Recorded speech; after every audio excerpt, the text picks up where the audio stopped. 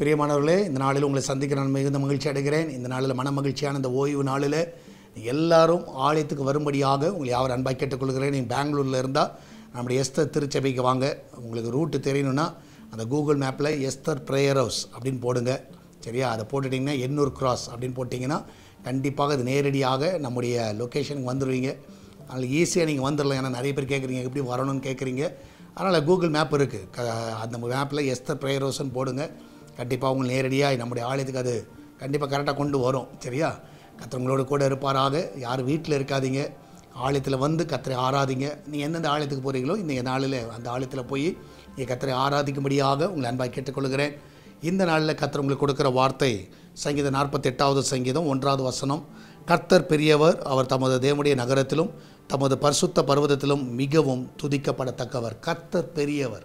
இந்த நாளிலே நம்ம ஆலயத்துக்கு வருகிறோம்.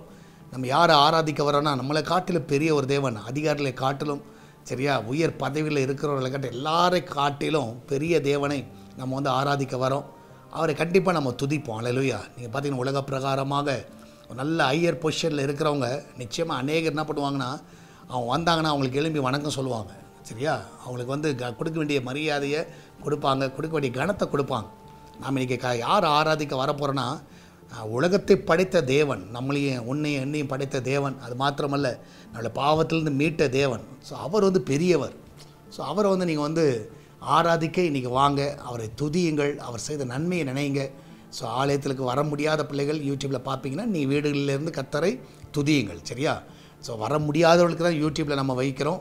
அதில் யூடியூப்பில் பார்க்குறவர்கள், உடம்பு சரியில்லாதவர்கள், முடியாதவர்கள் கண்டிப்பாக நீங்கள் வீட்டிலேருந்து பாருங்கள். மற்றவங்க எல்லாரும் கண்டிப்பாக ஆலயத்தில் வந்து கர்த்தரை ஆராதிங்கள். நம்ம எல்லாம் ஜெபிக்கலாமா? நன்றி ஆண்டவரே, இதனால் நடக்கிற எல்லா ஆராதனையும் நீங்கள் பொறுப்படுத்திக் கொள்ளுங்கப்பா. விசேஷமாக இன்று காலை 6 o'clock, 8 o'clock, 10 o'clock நடக்கிற 3 ஆராதனைகள் இன்றைக்கு ஈவினிங் நடக்கிற கத்தாவே, வேலை இல்லாதவர்கள், வேலையில் இருக்கிறவர்களுக்கு நடக்கிற அந்த கத்தாவே அந்த ஆலோசனை கொடுங்க. பிஸ்னஸ் எப்படி பண்ண வேண்டும் என்ற ஆலோசனையை ஆண்டவரே கத்தா வழங்க இருக்கிற கத்தாவே சிமியோன் பிரதருக்காய் சோத்திரிக்கிறோம்.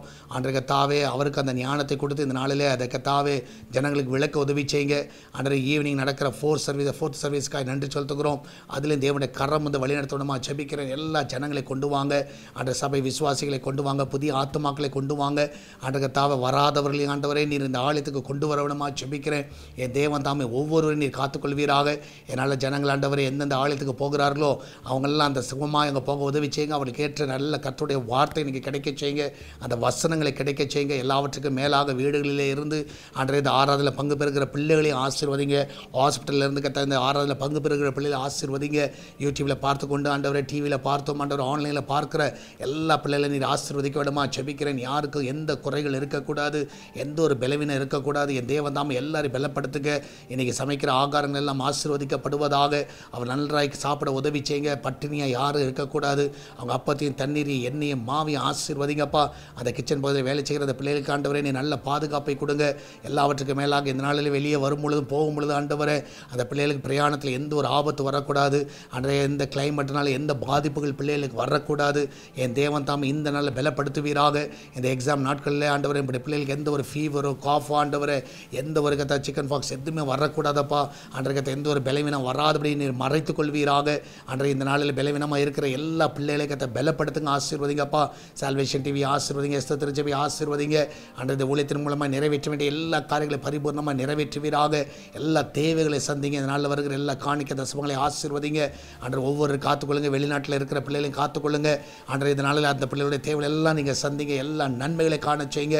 எல்லாரும் சுகமாய் காத்துக்கொள்ளுங்கப்பா. இந்த நாளிலே உண்மை உயர்த்த போகிறோம். நீர் பெரியவர் என்பதை கத்தாவே நாங்கள் ஆண்டவரே எல்லா இடத்துலையும் சொல்ல போகிறோம்.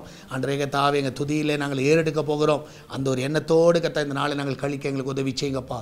இயேசுவின் நாமத்தில் ஜெபிக்கிறோம் எங்கள் அன்பின் பரலோக பிதாவே. ஆமேன், ஆமேன். பிரியமானவர்களே, கர்த்தர் கூட இருக்கிறார். தைரியமாக இருங்க, எதற்கு கலங்காதீங்க. கர்த்தர் பெரிய காரியங்களை செய்வார். அதனால் ஆராதனை வந்து பங்கு பெறுங்கள். God bless you.